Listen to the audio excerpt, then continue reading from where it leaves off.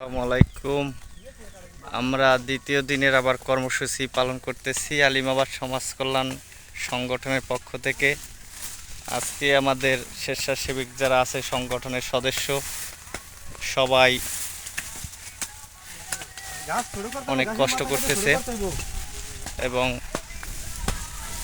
অক্লান্ত পরিশ্রম করতেছে।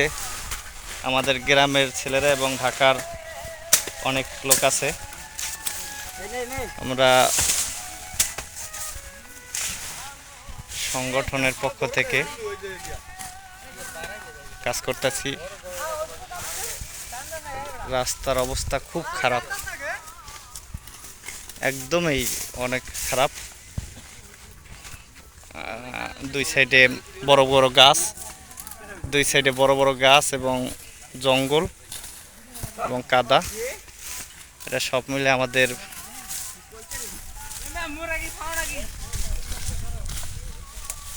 আমরা সবাই ঐক্যবদ্ধ হয়ে সংগঠনের পক্ষ থেকে আমরা করতেছি।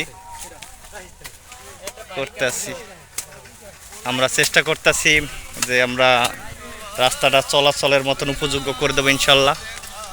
আমরা এই চেষ্টা করতেছি।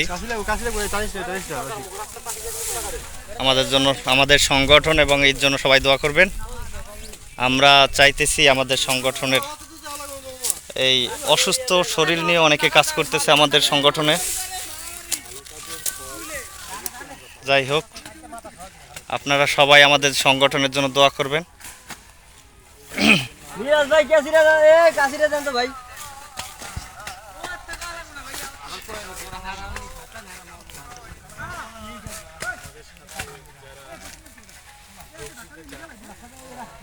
ঠিক আছে।